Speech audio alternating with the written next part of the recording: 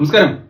പ്രദർശനാനുമതി കൊടുത്തൊരു സിനിമ തിയേറ്ററിലെത്തിയപ്പോൾ ജനങ്ങൾ പറയുന്നു ദേശവിരുദ്ധ സിനിമയാണ്, ഇത് പ്രദർശിപ്പിക്കാൻ പാടില്ല എന്ന് പറയുമ്പോൾ അത് മനസ്സിലാക്കിയ പ്രൊഡ്യൂസേഴ്സ് സ്വമേധയാ സെൻസർ ബോർഡിനെ സമീപിച്ചിട്ട് ഇന്ന ഭാഗങ്ങൾ വെട്ടിമാറ്റൂ എന്ന് പറയുന്ന അവസ്ഥയിലേക്ക് എത്തിയപ്പോൾ പലരും ചോദിക്കുന്നുണ്ട്, സെൻസർ ബോർഡ് മെമ്പേഴ്സിനുണ്ട് എത്ര വിവരമില്ലെന്ന് ചോദിക്കാറുണ്ട്. എന്നെ പലരും വിളിച്ചു ചോദിച്ചു. ഞാനും സെൻസർ ബോർഡ് മെമ്പർ ആയിരുന്നു കഴിഞ്ഞ മാസം വരെ. അപ്പം സെൻസർ ബോർഡ് മെമ്പർ ആയിരിക്കുന്ന സമയത്ത് നമുക്കൊരു അഭിപ്രായം പറയാനുള്ള അധികാരമില്ലാത്തതുകൊണ്ട് പല സിനിമകളും എന്റെ മുമ്പിൽ കൂടെ ഞാൻ കണ്ടത്, മാർക്കോ പോലുള്ള പല സിനിമകളും സെൻസറിങ് അനുമതി കിട്ടി സമൂഹത്തിലെത്തിയിട്ട് വളരെയധികം പ്രശ്നം ഉണ്ടായപ്പോൾ എല്ലാവരും വിരൽ ചൂണ്ടുന്നത് സെൻസർ ബോർഡിനെയാണ്. സത്യത്തിൽ സെൻസർ ബോർഡ് മെമ്പേഴ്സിന് ഒരു കുറ്റം ഉള്ളതായിട്ട് എനിക്ക് തോന്നിയിട്ടില്ല. സെൻസറിങ് സംവിധാനത്തിന്റെ കാര്യമെന്ന് പറയുന്നത്, ഒരു സിനിമ സെൻസറിങ്ങിനായിട്ട് വരുമ്പോഴേ 5 മെമ്പേഴ്സാണ് അതിനകത്ത് ഉണ്ടായിരിക്കുന്നത്. സെൻസർ ബോർഡ് റീജിയണൽ ഓഫീസർ ഉൾപ്പെടെ 5 പേരാണ് സെൻസർ ബോർഡിൽ ഉണ്ടായിരിക്കേണ്ടത്. അതിൽ 2 സ്ത്രീകൾ നിർബന്ധമായിട്ട് ഉണ്ടായിരിക്കണം. സെൻസർ ഓഫീസർ സ്ത്രീ ആണെങ്കിൽ ഓഫീസർ ഉൾപ്പെടെ 2 സ്ത്രീകളും ബാക്കി 3 പുരുഷന്മാരും വെച്ചിട്ട് ഒരു സിനിമ സെൻസറിങ് നടത്താം. 5 പേരുള്ള ഒരു കമ്മിറ്റിയാണ് സെൻസറിങ് നടത്തുന്നത്. ഈ 5 പേര് ആരൊക്കെ ആയിരിക്കണം എന്നുള്ളത് തീരുമാനിക്കാനുള്ള അധികാരം സെൻസർ ഓഫീസർക്കാണ്, റീജിയണൽ ഓഫീസർക്കാണ് ആരൊക്കെ വേണമെന്ന് തീരുമാനിക്കാനുള്ള അധികാരം. എന്നെ പലപ്പോഴും വിളിച്ചിട്ടുള്ളത് ഈ ചെറിയ സിനിമകൾക്കാണ് സെൻസറിങ് വിളിക്കാറുള്ളത്. വളരെ അപൂർവമായിട്ട് കൊമേഴ്സ് സിനിമയ്ക്ക് ഇപ്പറയുന്ന സിനിമകൾക്കൊക്കെ എന്നെ വിളിച്ചിട്ടുള്ളൂ. കാരണം ഞാൻ സിനിമയെ കണ്ട വളരെ നിശ്ചിതമായിട്ട് വിമർശിക്കുകയും അനലൈസ് ചെയ്യുകയും ചെയ്തിട്ട് എന്റെ അഭിപ്രായം പറയുന്നതുകൊണ്ടായിരിക്കാം ഒരുപക്ഷെ അങ്ങനെ സംഭവിച്ചെന്ന് എനിക്ക് തോന്നാറുണ്ട്. എന്തായാലും ഈ ഒരു സിനിമ നമ്മൾ കണ്ടു കഴിയുന്ന സമയത്ത് കണ്ടുകൊണ്ടിരിക്കുമ്പോൾ നമ്മൾ ഒപ്പിട്ട് കഴിഞ്ഞിട്ട് നമുക്കൊരു പേപ്പർ തരും. ഈ പേപ്പറിൽ നമ്മുടെ അഭിപ്രായങ്ങൾ രേഖപ്പെടുത്തി വെക്കാം.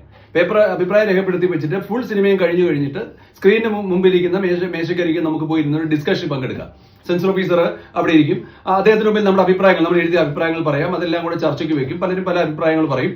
അഭിപ്രായങ്ങൾ പറഞ്ഞിട്ട് ഒരു സമന്വയത്തിൽ എത്തിക്കഴിഞ്ഞിട്ട് നമ്മൾ സെൻസർ ഓഫീസറോട് ഇതാണ് ശരി, ഇന്ന സർട്ടിഫിക്കറ്റ് കൊടുക്കും, ഇന്ന ഭാഗങ്ങളൊക്കെ വെട്ടിമുറിക്കണം എന്നൊക്കെ പറയും. ചിലപ്പം ഞാൻ ചില സിനിമകളൊക്കെ വളരെ ശക്തമായിട്ട് എതിർത്തിട്ടുണ്ട്. പക്ഷേ നമുക്ക് മജോറിറ്റി വലിയ 5 പേരിൽ മജോറിറ്റി ഇല്ലെന്നുണ്ടെങ്കിൽ നമ്മുടെ അഭിപ്രായം തള്ളിപ്പോകുന്ന പല സാഹചര്യങ്ങളും എന്നെ സംബന്ധിച്ചുകൊണ്ട് ഉണ്ടായിട്ടുണ്ട്. അതൊക്കെ അതിന്റെ ഒരു സിസ്റ്റത്തിനെ നമ്മൾ ബഹുമാനിച്ച് നമ്മൾ ഉണ്ടായിരിക്കുകയാണ് ചെയ്യാറുള്ളത്. പക്ഷേ പല സിനിമകളും ഇപ്പം ഒരു നഗ്ന പ്രദർശന ഭാഗങ്ങൾ വെട്ടിമുറിക്കാൻ കാണിക്കുന്ന വ്യഗ്രതയൊന്നും ഈ പറയുന്ന ലൂസിഫർ പോലുള്ള സിനിമകൾ സമൂഹത്തിനുണ്ടാക്കുന്ന ഇമ്പാക്റ്റിനെ മനസ്സിലാക്കി വെട്ടിമുറിക്കാനുള്ള വ്യഗ്രതയൊന്നും പലപ്പോഴും കാണിക്കാതെ പോയത് എന്റെ ശ്രദ്ധയിൽപ്പെടുത്തിയിട്ടുണ്ട്. അതൊരിക്കലും എനിക്ക് തോന്നുന്നു ബോധപൂർവ്വം ഏതെങ്കിലും വിഭാഗത്തെ തൃപ്തിപ്പെടുത്താനൊന്നുമല്ല എനിക്ക് തോന്നിയിട്ടുണ്ട്. കാരണം സെൻസർ ബോർഡ് മെമ്പേഴ്സിന് ഇപ്പൊ ഒരു ആർട്ട്, സ്വാഭാവികമായിട്ട് നമ്മൾ സെൻസർ ബോർഡ് മെമ്പറായിട്ട് വരുന്ന സമയത്ത് ഓറിയന്റേഷൻ പ്രോഗ്രാമിൽ പറയാറുണ്ട്, എന്തൊക്കെ സംഭവിച്ചാലും സിനിമ എന്ന് പറയുന്നത് ആർട്ടാണ്. ഈ ആർട്ടിനെ മനസ്സിലാക്കി നമുക്ക് അതിന്റെ കത്രിക വെക്കാൻ ശ്രമിക്കണമെന്നുണ്ട്. സ്വാഭാവികമായിട്ടും ശരിയാണ്, ഒരു കത്രിക എങ്ങനെയും നമുക്ക് ഉപയോഗിക്കാൻ പറ്റും. ഒരു ഡോക്ടറുടെ മുമ്പിൽ ഇരിക്കുന്ന കത്രിക ഒരു പേഷ്യന്റെ ശരീരം കീറി മുറിക്കുമ്പോൾ അതേ കത്രിക ഒരു കൊലപാതകി ഒരാളുടെ ജീവൻ എടുക്കുന്നതും രണ്ട് തലമാണ്. അതുകൊണ്ട് നമ്മൾ ആ രീതിയിലായിരിക്കും സെൻസറിങ്ങിനെ സമീപിക്കേണ്ടതെന്ന് നമുക്ക് ഓറിയന്റേഷൻ സമയത്ത് തന്നെ പറയാറുണ്ട്.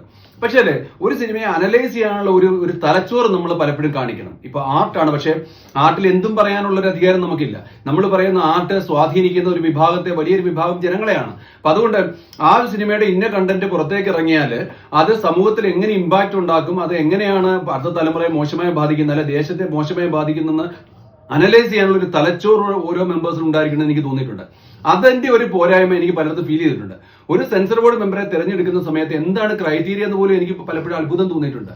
കാരണം ഇത് വലിയൊരു ജോബാണ്. കാരണം നമ്മുടെ മുമ്പിലേക്ക് ഒരു ഗ്രൂപ്പ് ഓഫ് ആൾക്കാരുടെ ചിന്ത ഒരു സിനിമയായി വന്നിട്ട് ആ സിനിമ നാളെ സൊസൈറ്റിയിലേക്ക് അവതരിപ്പിക്കുന്നതിന് മുമ്പ് അതിനെ സ്ക്രീൻ ചെയ്യാൻ അധികാരപ്പെടുത്തിയവരാണ്. അപ്പൊ അതുകൊണ്ട് വളരെ ഗൗരവത്തോടെ തങ്ങളുടെ ജോലിയെ കാണേണ്ട ആൾക്കാരാണ് സെൻസർ ബോർഡിൽ ഇരിക്കേണ്ടതും സെൻസർ ബോർഡിൽ വരേണ്ടതും തിരഞ്ഞെടുക്കേണ്ടതും എനിക്ക് പലപ്പോഴും തോന്നിയിട്ടുണ്ട്. ആ പ്രോസസ്സിലേക്ക് വരാം. ആ സിനിമ നമ്മളെ കണ്ടു കഴിഞ്ഞ് നമ്മുടെ ഒരു അഭിപ്രായം പറഞ്ഞ് തർക്കിച്ച് ഇപ്പൊ മജോറിറ്റിക്ക് അഭിപ്രായം സെൻസർ ഓഫീസർ എടുത്തു കഴിഞ്ഞ് സെൻസർ ഓഫീസർ അത് മനസ്സിലാക്കി കഴിഞ്ഞാൽ പിന്നെ നമുക്ക് സംസാരിക്കാനുള്ള അധികാരമില്ല. പിന്നെ സെൻസർ ഓഫീസറാണ് സംസാരിക്കേണ്ടത്. അപ്പം നമ്മളൊരു അഭിപ്രായം ഏകോപനത്തിൽ വന്നിട്ട് സെൻസർ ഓഫീസറോട് പറഞ്ഞു കഴിഞ്ഞാൽ സെൻസർ ഓഫീസർ അപ്പോഴെന്ത് ചെയ്യും, പ്രൊഡ്യൂസറെ അധികാരപ്പെട്ടവരെയും അവിടേക്ക് നമ്മുടെ ചർച്ചയിലേക്ക് വിളിക്കും. പിന്നെ നമുക്ക് സംസാരിക്കും. സെൻസർ ബോർഡ് മെമ്പേഴ്സിന് സംസാരിക്കാനുള്ള അധികാരമില്ല. നമ്മൾ മ്യൂട്ടാണ്, മിണ്ടാതിരുന്നോണം.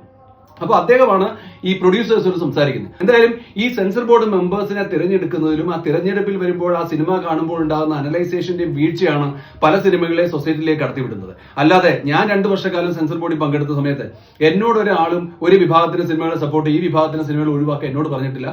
എന്റെ കൂടെ മെമ്പേഴ്സിനോട് പറഞ്ഞായിട്ട് എനിക്ക് ഓർമ്മയില്ല. കാരണം വളരെ സംശുദ്ധമായ ഒരു പ്രോസസ്സാണ് സെൻസർ ബോർഡിൽ നടക്കുന്നതാണ് എനിക്ക് തോന്നിയിട്ടുള്ളത്. ഇപ്പൊ പല മതവിഭാഗത്തെയും മോശമായി ചിത്രീകരിച്ച സിനിമകൾ എന്റെ മുമ്പിൽ കൂടെ വന്ന സമയത്ത് ഞാൻ എന്നെ വിമർശിച്ചിട്ടുണ്ട്. ഏത് മതവിഭാഗത്തെ അവരുടെ വിശ്വാസങ്ങളെ സംരക്ഷിക്കേണ്ടത് നമ്മുടെ കടമയാണ്. എന്തായാലും ഈ എമ്പുരാനിൽ വന്ന ഒരു വീഴ്ച സെൻസർ ബോർഡിനെ സംബന്ധിച്ചുള്ള വലിയൊരു മാനക്കേട് ഉണ്ടാക്കിയിരിക്കുകയാണ്. അത് എനിക്ക് സെൻസർ ബോർഡ് മെമ്പേഴ്സിനെ നമ്മൾ വിരൽ ചൂണ്ടാതെ നമ്മൾ അതിന്റെ പുറകെയുള്ള ഒരു പ്രോസസ്സിനെ കുറിച്ച് ചിന്തിക്കണം. അതിന്റെ തിരഞ്ഞെടുപ്പിൽ ഇപ്പോൾ ഒരു സെൻസർ ബോർഡ് മെമ്പറെ തിരഞ്ഞെടുക്കുന്ന സമയത്ത് എന്താണ് മാനദണ്ഡം എന്നുള്ളത് നമ്മൾ ശക്തമായിട്ട് വിലയിരുത്തിയിട്ട് വേണം മെമ്പറെ തിരഞ്ഞെടുക്കാൻ. വേണ്ടി വന്നാൽ അവരെ ഇന്റർവ്യൂ നടത്തി അവരുടെ എത്രമാത്രം അവർക്ക് അതിലേക്ക് ഇറങ്ങിച്ചെല്ലാൻ ഒരു സിനിമയെ വിശകലനം ചെയ്യാനുള്ള കഴിവുണ്ടെന്നുള്ള ഒരു തലം നമ്മൾ അനലൈസ് ചെയ്തിട്ട് മാത്രമേ സെൻസർ ബോർഡ് മെമ്പേഴ്സെ ഞാനായപ്പോൾ ആരായാലും നമ്മൾ തിരഞ്ഞെടുക്കാവുന്ന ഒരു കാര്യം എനിക്ക് പലപ്പോഴും ശ്രദ്ധയിൽപ്പെട്ടിട്ടുണ്ട്. എന്തായാലും ഇത് വലിയൊരു പ്രശ്നം തന്നെയാണ്. ഇത് വളരെ ഗൗരവത്തോടെ തന്നെ സെൻസറിംഗ് സംവിധാനത്തെ കാണേണ്ടത് വളരെ ആവശ്യമാണെന്നാണ് എനിക്ക് തോന്നുന്നത്. വെറുതെ നമ്മൾ ഓരോ മെമ്പേഴ്സിനെയും വെറുതെ വിരൽ ചൂണ്ടാതെ അവരുടെ നിസ്സഹായാവസ്ഥ നമ്മളത് മനസ്സിലാക്കേണ്ടത് വളരെ ഇമ്പോർട്ടന്റ് ആണ്. എന്തായാലും ഇത് എന്നെ വല്ലാതെ മാനസികമായിട്ട് വിഷമിപ്പിച്ച ഒരു സംഭവം തന്നെയാണ്. കാരണം ഒരു അധികാരപ്പെടുത്തിയ ആൾക്കാരുടെ മുമ്പിൽ കൂടെ അവരത് മനസ്സിലാക്കാതെ സമൂഹത്തിലേക്ക് ഇറങ്ങി സമൂഹത്തിലെ ആൾക്കാർ അതിനെ വിരൽ ചൂണ്ടിയിട്ട് വീണ്ടും അവിടേക്ക് ചെന്ന് മുറിച്ചു മാറ്റേണ്ട ഗതികേട് അത് വളരെ വളരെ ഗൗരവത്തോടെ തന്നെ കാണുമെന്നാണ് എനിക്ക് പറയാനുള്ളത്.